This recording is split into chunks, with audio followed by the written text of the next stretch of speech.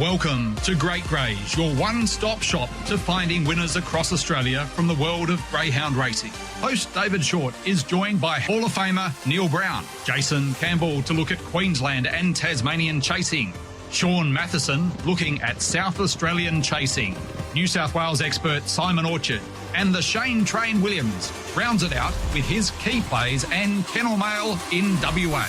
Now, over to the team for this week's edition of Great Greys. Yes, good morning and welcome along to Great Greys, the first edition for 2025. Hope all of the listeners have had a wonderful start to the new year. Looking forward to finding you plenty of winners here on the program throughout the course of this 360 odd days that we have left. We've got the Shane Train not far from joining us. We'll also catch up with Jason Campbell, Neil Brown, and we've got tips from Sean Matheson. Simon Orchard still on leave. He will return to the program there next week, but lots to look forward to on the program over the next 45 minutes or so. I've also had a good look at the program tonight there at Mandurah, and we'll rip into that from there. But let's catch up with the birthday boy from yesterday, the Shane Train Williams, 21 yesterday. Great to have him on the program today. Hello, Train. Good morning, Shorty. Good morning, listeners. Yes, 21. Probably had about 21 white tins last night, Shorty. That's about as close as I am to 21.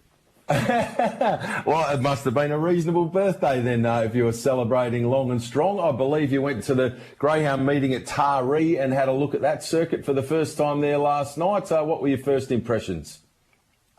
Yeah, the track was really good, Shorty. They had the safe chase law there, same as us at home, and they only race out of the two distances, the 500 and the 300. So a big crowd there, Shorty. It was a Warhope Cup night there, and obviously Warhope don't race anymore, so they moved their cup meeting to Taree. And funnily enough, Shorty, the dog that won it, was his third cup in a row. He'd won 2 cups at Warhope and one last night at Taree, so that's a mighty effort to win 3 cups in a row. Yeah, certainly is. A Wefferley Shield for Tony Forbes taking out the feature there last night, the Warhope Cup. How far out of Sydney's Taree, Train? It's probably about, I'm in Newcastle, so that's about 2 hours out of Sydney, and there was probably another hour and a half, so probably 3.5 hours out of Sydney, I would say, Taree is, and there's a lot of tracks, well, there was a lot of tracks up that way, and I think they sort of converged Taree as like a super centre and shut a lot of the other ones down. So I know it was a very good track, and it was incident-free there last night, and it was a great night. It was a big crowd, and yeah, it was a good night. Back to a couple of winners, so it was good. Excellent. A track like that's 3.5 hours out of town. Is it mainly sort of locals that race their dogs at a place like Taree, or are there trainers sort of quite prepared to take the 3.5 sort of hour drive from sort of inner city regions and around there to go to a track like that? I think mainly it's the local, Shorty, that race there. Obviously, when you get your big feature races, cup heats and stuff like that, the bigger trainers would come and obviously trial there before they race there and do that. But yeah, a lot of the trainers there last night seem to be local trainers. Yeah, fair enough too. Well, it's nice, something different for you to see while you're away. Also, it's exciting because you've got a couple of the Kennel Stars going around on Saturday night at Wentworth Park in heats of the National Derby, and of course the Kennel Star is Iconic Jet, but you've also got Rip and Moses there, and you've also got a travelling companion. Great to see Jay Jacobson across. Of course, we saw Italian Stallion run third in the Queensland Derby, and it's also there, of course, a litter mate to those 2 dogs that you have there. Quite an achievement to have 3 dogs through to the National Derby heats at Wentworth Park on Saturday night. How have the 3 dogs settled in? Yeah, really well. I think Jay must have been a bit of an afterthought for her because I thought she was going home after Brisbane. But, yeah, I think her dog had a trial there on Monday night. Not sure how it went. I haven't sort of spoke to her yet about that. But my 2 dogs had a look last week under race conditions, and it's fair to say they slipped on the mat, Shorty, when they come out of the boxes. Obviously, Iconic Jet slipped a lot worse than Ripper Moses, but he's basically went down on all fours, and very lucky he didn't sort of do an injury. When you do that, you can tear stomach muscles or anything similar to that when you slip over like that. But obviously he's run 29.79, picked himself back up and gone really good. I probably thought it was a 29.45 trial myself if he had stepped and run his sections what he can. And the other dog, I thought he went quite well as well, Shorty. He only lost his back legs, and he still went 5.51 early, which is respectable, and just goes to show if he did nail the start, he probably would have went in the 540s for sure. So he went 29.88, and he looks to have a really good draw on Saturday night, and probably one of the weaker heats as well. So, they've had a good week. We've had a lot of rain up here, and they've had just their normal week of work, and it's a big property that I'm on here, so we've taken bushwalking, and they can see some wildlife, kangaroo and stuff like that jumping around. So it's really got them sparked up and something different, which is probably what Iconic Jet needed, because he has had a bit of travelling, and that can get to him a little bit. But, I had the last gallop today, and Source Systems go for tomorrow night. Really excited, and hopefully we can run 1-2 with one of them, and I get to stay for another week, Shorty. Yeah, absolutely. Just quickly, the fact that they have slipped on the mat on the way out, what do you put that down to anything specifically? Is it just bad luck? Is it just the fact that they were having their first look out of the boxes and maybe got a little bit too keen at box rise? Is there anything in particular? Generally, when we speak of both of these dogs, one of their great attributes is that they're generally very good beginners and they muster very quickly. Is there any fears from a start perspective off those slips off the mat there from the trial? Well, I did speak to a few of the local trainers there, and they seem to think that there's not enough sand on the mat, which is causing the issue. They said it happens quite regularly. So, and they seem to also think it happens more on the inside. So, I'm in 4 and 6 this week. So, I just hoping put that one down to a mulligan, and that's why you do trial, Shorty. You obviously trial them to give them the look, and hopefully they don't make that mistake again in the heats. Otherwise, the show will be over quite early. But no, I'm just putting it down to maybe over keen and excited, and getting it wrong, because Iconic Jet was shocking, as you've seen. His was really bad. He almost come to a stop. So, but the other dog wasn't too bad. He just lost his back legs. But we just hopefully they can get it right this week. That's all we can hope for. Absolutely. Well, and it was out of character, to be fair. Iconic Jet is one of the more electric starters in the caper when the dog gets it right. So let's hope that it can nail the beginning from box number 6 there in race number 7 on Saturday night, and then the race after race 8 we're cheering hard for number 4 Ripon Moses, and in the race prior, race 6, good luck to Jay Jacobson with number 3 Italian Stallion, coming off that placing last time out up there in that group race in Queensland. Train, the vibe over there in New South Wales. I was lucky enough to get along to the $1 Million Chase with you prior to going to the Everest late last year, and there felt to be a really good feeling and vibe within the New South Wales industry at that stage. You've been there for a little while now. Who are you staying with over there, and what's the feel like when you went to a meeting like that last night and you've been to trials and the like? How's the industry tracking over there? Yeah, so I'm up at Newcastle area in the Hunter Valley. I'm staying with Charlie and Lisa Lamb. They had good dogs back in the day, One Tree Hill and dogs like that, Shorty. They've got a magnificent property. They got sprint lanes and a straight track, and the dogs have settled in really well. So the vibe's pretty good. It was pretty quiet there at Wentworth Park on Saturday night. There wasn't many people there, but I think obviously it's holiday time and a lot of people in the city sort of spending holidays away from town, and also the fact that this week is Group 1 heats, and I think the crowd might pick up when the sort of better dogs are in town and for the finals and stuff like that. But, I think the vibe's pretty good, Shorty. Everyone's sort of happy, and I think someone told me last night that the Premier, or the racing minister over here, come out and supported grain racing, got on the front foot, similar to the Victorian Premier. So they had said they had no inklings of banning the sport. So I think that is positive feedback, and when they got the support like that, it makes everyone get up and about. Absolutely, yeah, it's good support for the industry, and we're certainly cheering hard for the Sandgropers across there flying the flag on Saturday night at Wentworth Park. Great to see last night chasing return to Cannington. It looked to be an incident-free program as well, 12 races, run and won, and just great to see chasing back at headquarters.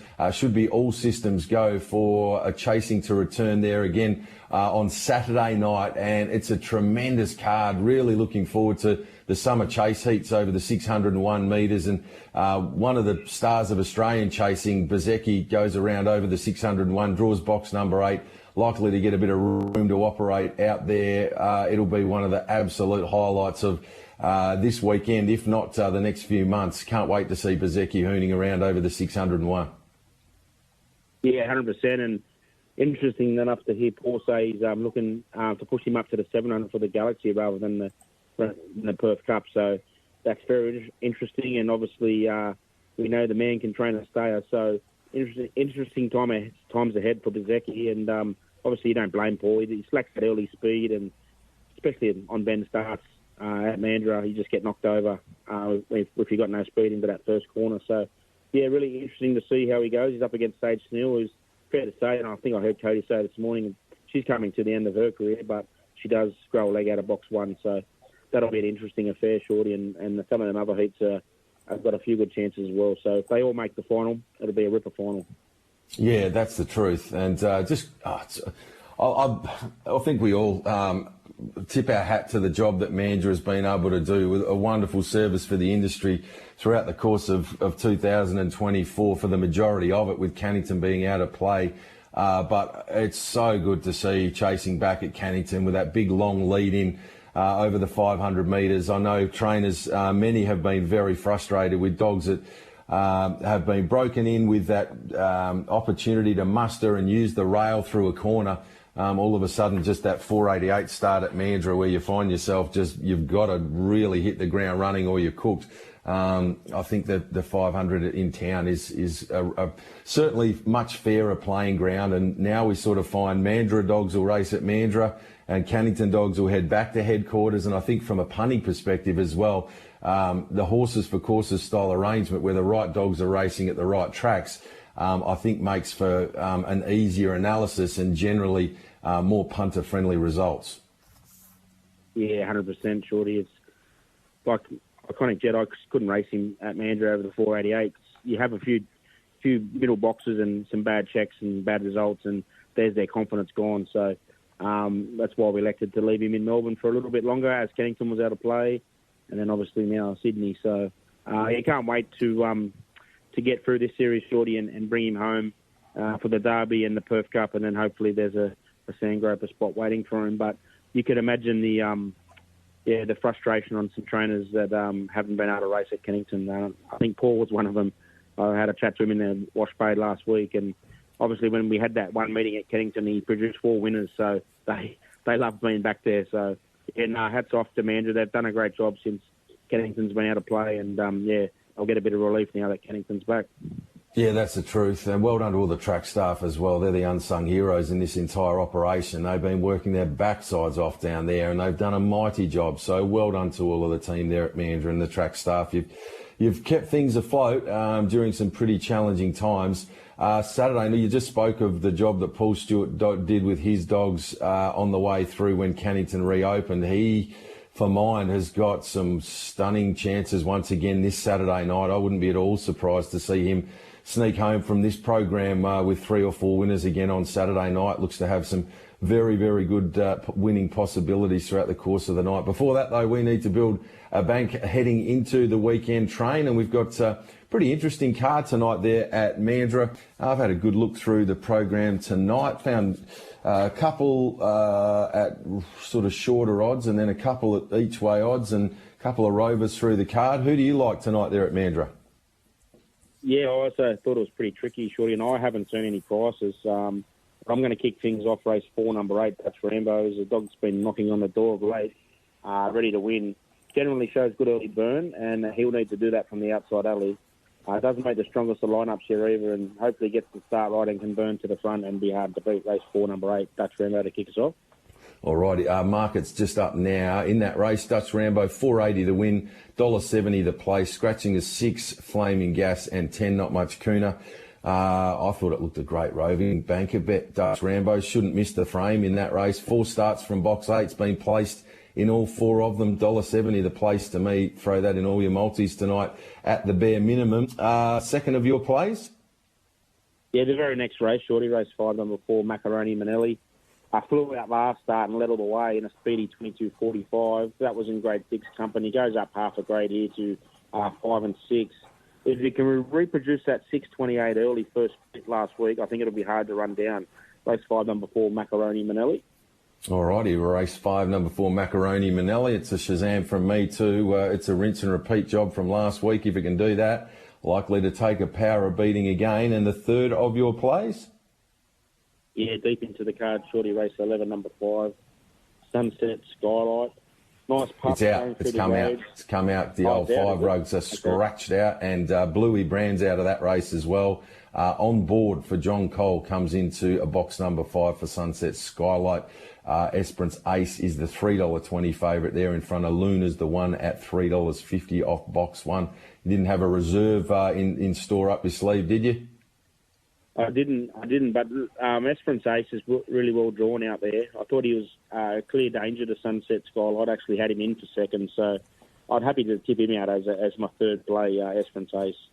All right, race 11, number 7, Esperance Ace loves a wide draw and hopefully can get the job done. It led for a long way last time out from the wide draw for memory and was just nabbed late by Buddy's mate. Overall time of 17:31 was pretty good.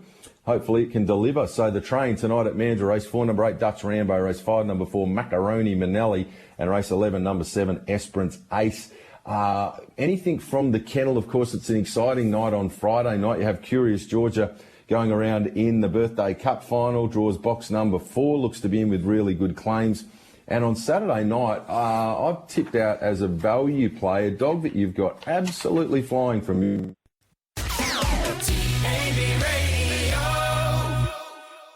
Okay, 19 past 10. Not sure what happened there. Seemed to lose both Shorty and Shane Train for a moment, but we look like we're back on board. Let's go back and join Shorty and Shane once more. Back to you, Shorty. Thank you, Alex. Yeah, and we're just having a look at the kennel mail from Shano's runners over the next little patch. He has Curious Georgia in the Birthday Cup final. It looks a super chance. And also the in-form runner drawn box number 1 on Saturday night in Lochinvar Hawk, who's been racing really well. What do you make of that duo over the weekend, Train? Yeah, I'm really happy with both dogs, Shorty. Curious Georgia, I mean, if you want to back the leader in a feature final, you have to be on her. She'll lead, I think, for sure and certain. And I think she'll be very hard to beat in that race. Obviously, there's a few strong types in there, but they've sort of been getting straight on her back. But I think in a big final like that, Shorty, where you want to be is out in front. So, again, haven't seen any markets, but this is the race she's been set for, and hopefully she can get the job done. It'll be a real coup in her favour as moving on forward as under her belt to breed a litter with. So, be really good. And Lochinvar Hawk, Shorty, he's going really well. We put him on the finish run, Laura, at Mandurah. Three runs back, and that's really sparked the dog up. He's full of confidence now, and although he hasn't been to the New Kennington circuit, he did have 2 or 3 trials there and a couple of races there before they went into recess there. So he'll definitely go well off box 1 as well. So, and just before I go, Shorty, I just want to thank the team at home. They've done an outstanding job while I've been away, and there's everyone obviously been short-staffed. There's a lot of people that have helped out, put their hand up to take dogs to the races and stuff for me. So I want to thank them. Magnificent. Great catching up with you, Train. Well done with the team. We'll be cheering hard for Saturday night there at Wentworth Park. Thanks as always for your time here on Great Greys, mate, and good luck for Saturday night there at Wentworth Park. We'll be cheering hard for you. All the very best of luck. Thanks, mate, and all the best to the punters out there. Good man. Deshane Train Williams with us here on Great Greys, where it's now 22 minutes after 10 o'clock. Our first race for a broadcast on the program today will be race number 1 at Sale. It's some 7 minutes and 40 seconds away. Just having a quick look at that market where Sea-Pals is currently at $2.70. Grinzinger Halo at $4.60. $4.80 for Storm Ahead. Bonfeet is at $8. Fumage at $8. 9 for a Run Bobby Byrne, and then we are out to Shortte at $31. It's 34 and upwards from there. Let's catch up with our next tipster here this morning on Great Greys. It's wonderful to welcome him back for 2025. He was hot all through 2024. Let's see if we can't maintain that for the new year. Jason Campbell now joins us. G'day, JC. Hey, Shorty. How do you do, mate? Good to be back. Dude. It's lovely to hear your voice online once again, JC. Hope the festive period was good for your good self and family and friends across there in New South Wales. Looking forward to all the action tonight there at Albion Park. We've got a tremendous program, 12 races to be run and won, and we get to see some of the best in the business doing their stuff tonight there in the golden ticket heats, which are really good. Unfortunately, Miss Envy has come out, which is a shame. She was a tremendous performance there in the futurity, but it was not to be. But nonetheless, we've been left with some very, very talented sprinters, and La Sagrada will be flying the flag for WA off box number 1 in one of those golden ticket heats tonight.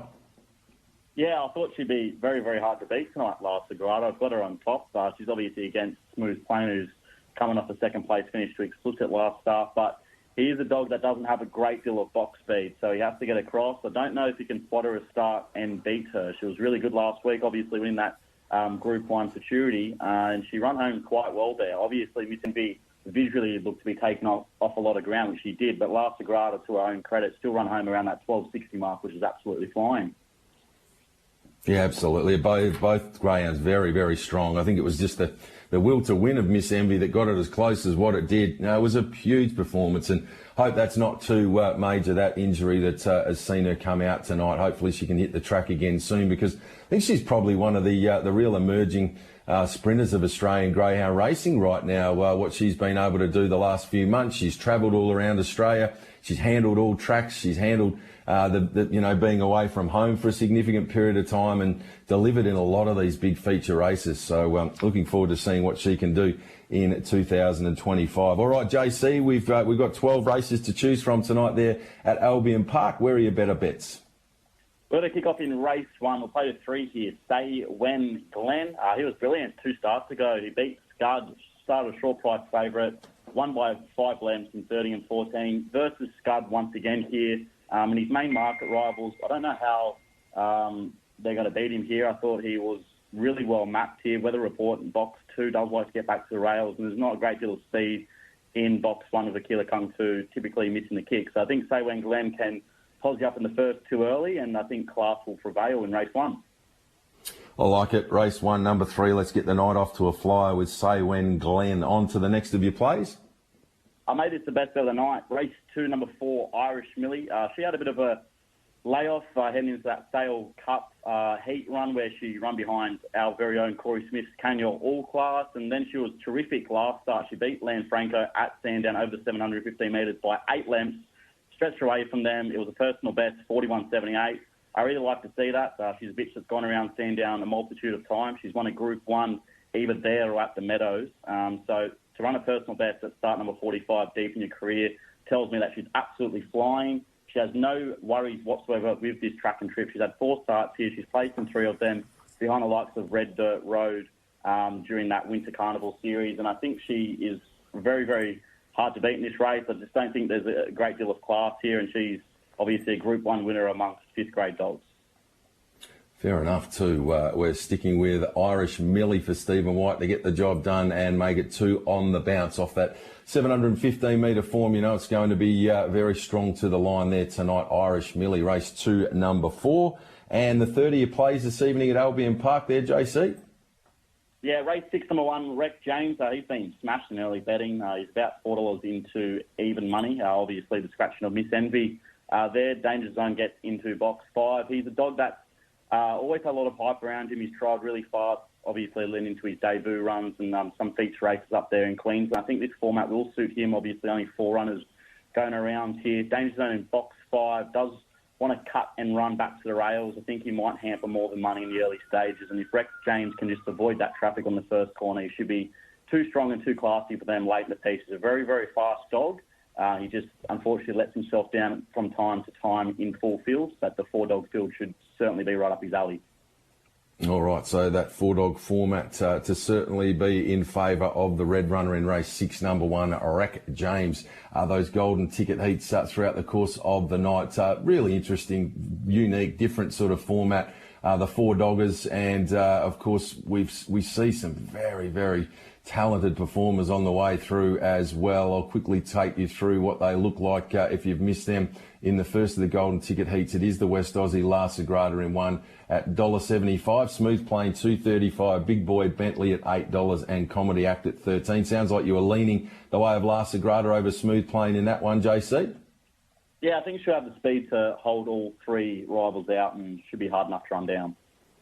Blue Camaro, the $1 Million Chase winner, draws 5 in the next of the Golden Ticket heats. Warm Cockles has been going really well for Dave Burnett. It draws 1. Affluent in 3, and Aiden's Queen in box number 7.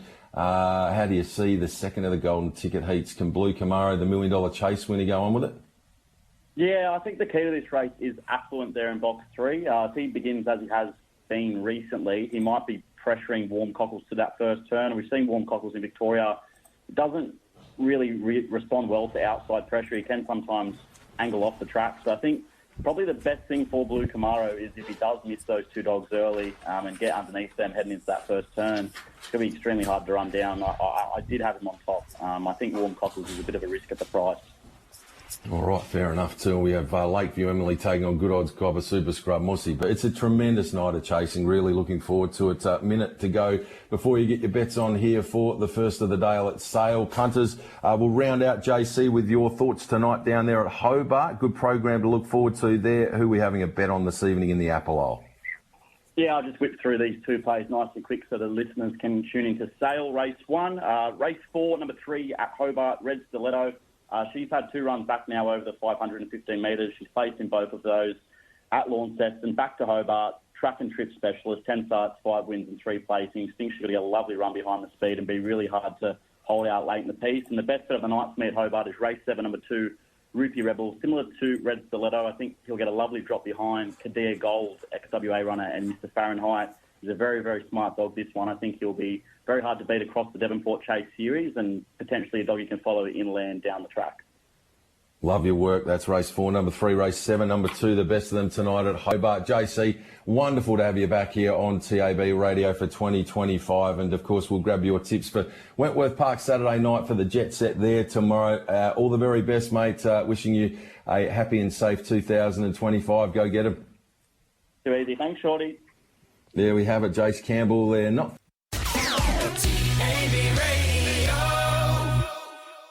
28 minutes to 11 o'clock. Back with Neil Brown on Great Greys next. You are tuned into Shorty and the team on Great Greys. 27 minutes away from 11 o'clock. Time to catch up with the Hall of Famer Neil Brown to have a look at this program at Sandown tonight. Welcome to the program, Brownie. How was the festive period? Excellent, David. Very enjoyable indeed with quite a few bits and pieces of activity and great to spend a lot of time with my family. So, yeah, it was great, David, and got to some greyhound racing as well. But, yeah, looking forward to greyhound racing now. We've got some pleasant weather here in Melbourne and, yeah, pretty solid card, Dave, tonight at Sandown Park. Certainly is, yeah. Looking forward to all the action there. Any Elvis numbers on the way through, Brownie? No, I'm... No, just going quietly, mate. But no doubt I can, fire it up at any time.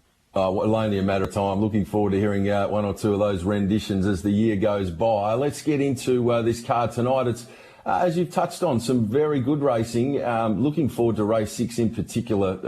It's a wonderful top-grade event where we get to see big energy going around from box 8. Fred Rose, always consistent, draws box 2. Scalacci there in box 3. Alpha Zulu, Reality Best, Orly Bale. That's a high-quality free-for-all that the team have put together for race number 6 there tonight. That'll be one of the highlights.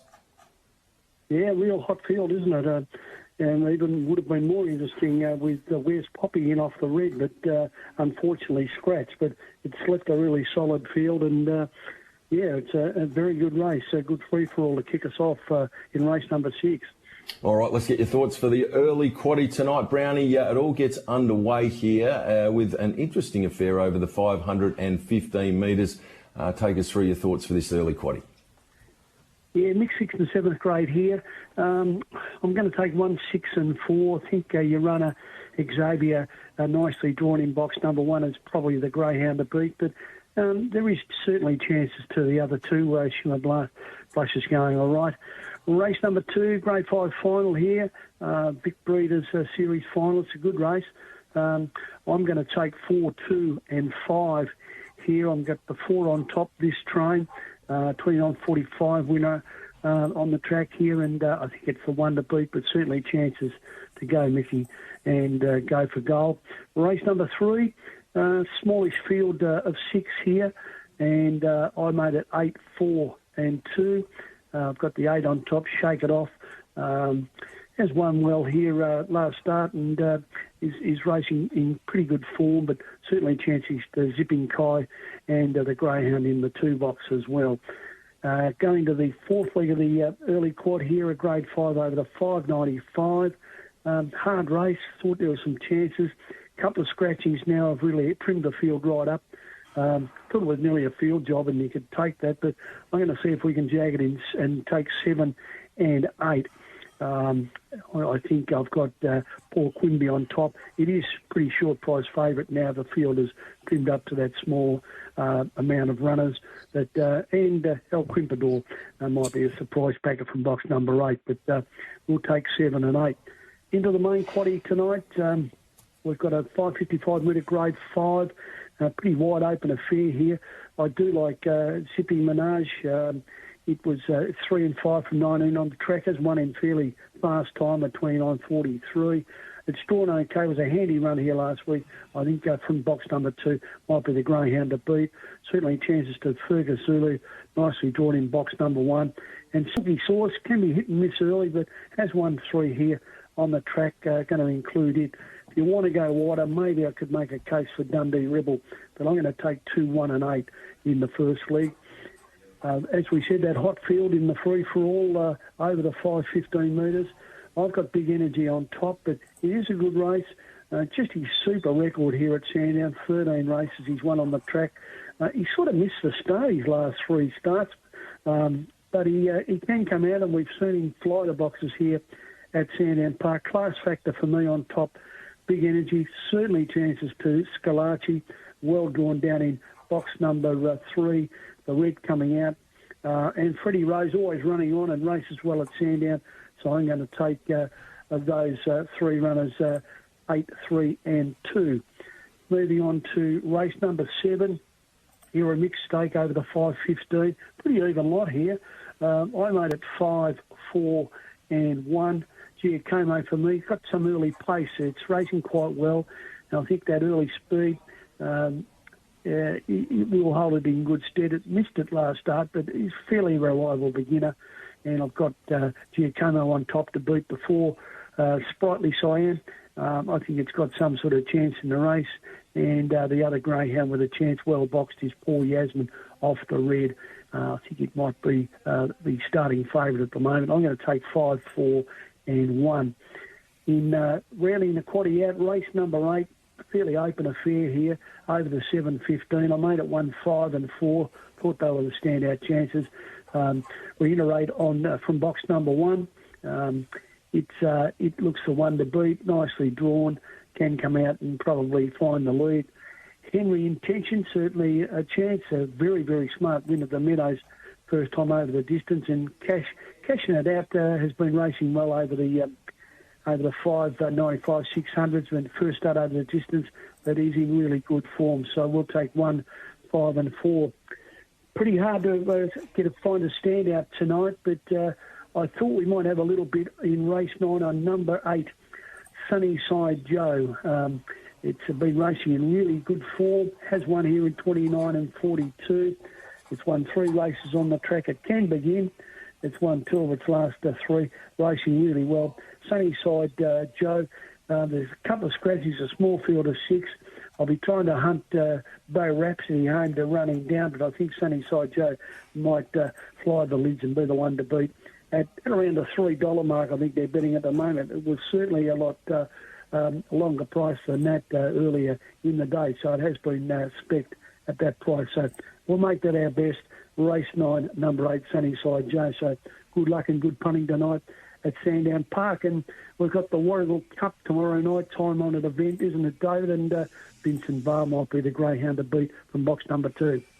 Yeah, absolutely. It's a great lineup that they've put together as well for this year's Warragul Cup final. All the action will be right here on TAB Radio. It is race number 8 on Friday night there, and 6:27 WA time.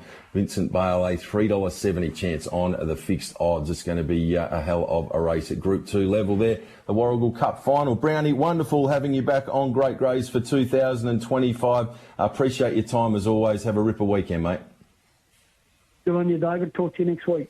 There we have it, the Hall of Famer Neil Brown. Always wonderful catching up with him to talk all things Sandown Greyhound racing for this Thursday. Alex, we'll swing back to you there in the studio.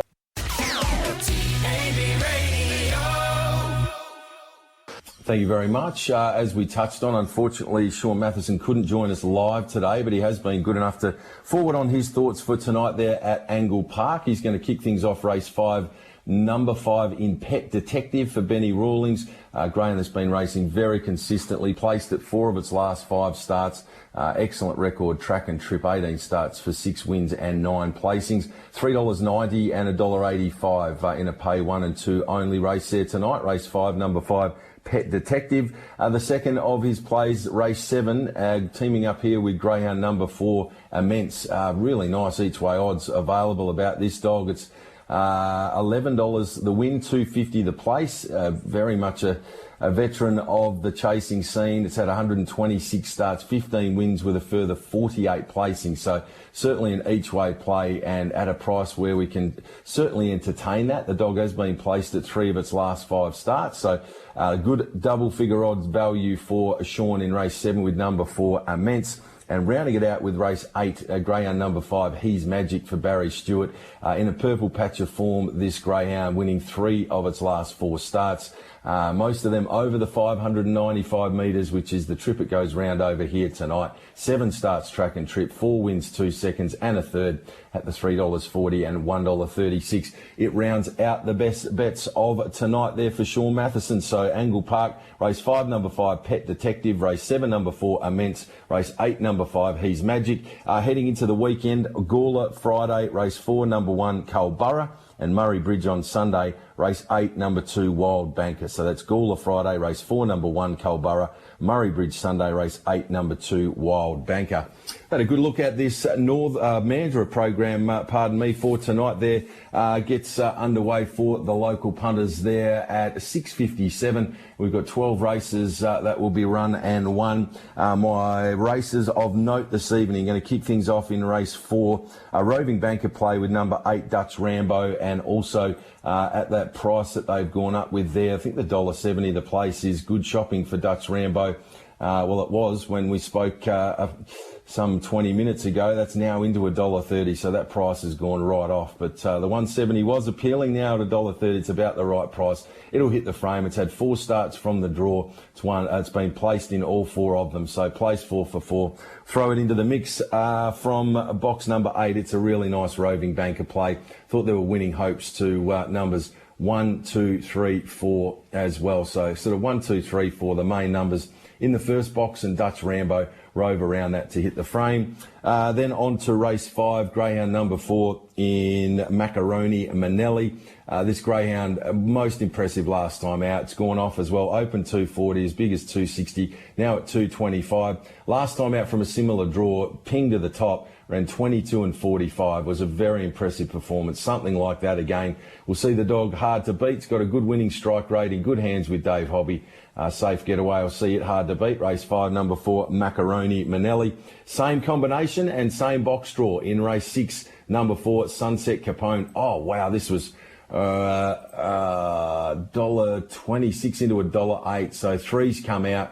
It's not a bet at that price, but it'll be winning. Maybe it's a one-outer in the quaddie. That might be the best way to play it, given how trim it's come up. Later into the program, should be a bit of value about these two. Race 9, and here, teaming up with number 3, Can You Kraken, greyhound that's right down the grades now, goes around here over the 300 metres tonight. Probably better suited over 100 metres longer, Can You Kraken. It has gone as long as sort of 500 in the past, but as it gets on a little bit, I think this is a distance range where the dog really should be able to shine. We saw it come from box number 8 2 starts ago in a similar race, be placed in 17.33, and I thought something like that again here would see it very competitive, around that $4.40 and $1.60 mark. Thought it was sort of great 1x2 sort of style of bet. And rounding it out, race 10, number 1, Negroni. Good price, around the $3.50 and $1.38. Again, was hoping it may be a touch bigger, but I think off the inside it'll be hard to hold out. It was an excellent win 3 back in 17:32, defeating Dutch Rambo, who we don't mind earlier on in the program from box number 1. Laurie Malcolm's got this dog racing really well with excellent confidence. I thought it could be pretty hard to beat there tonight. So in recap, my key plays at Mandurah, race 4, number 8, a roving banker play around number 8, Dutch Rambo. Race 5, number 4, Macaroni Manelli. Race 6, number 4, Sunset Capone. Race 9, number 3, Each Way, Kenya Kraken. And race 10, number 1, Negroni. And that brings to a close Great Greys for the first edition of 2025. A big thanks to Alex Vlahos for all of his fine work in the studio, and also a big thanks to the Shane Train Williams, to Jason Campbell, to our man Neil Brown, and also to Sean Matheson for sending through his tips for South Australian chasing. Simon Orchard will join us again next week. We've got chasing winners tomorrow morning between 9 and 10 o'clock. We'll team up with the great man Peter O'Neill, as well as the white hot Jesse Earnshaw. He's been tipping a pile of winners. That'll all be between 9 and 10 tomorrow morning on TAB radio. And of course, we'll get all the teams' tips together on the Jet Set podcast page. That'll be there on the Tab Touch blog if you're looking for some tips on the greyhound racing for the weekend of chasing upcoming. Thank you very much, Alex, and to all the punters tuned in, wishing you many winners for your Thursday morning into Thursday evening.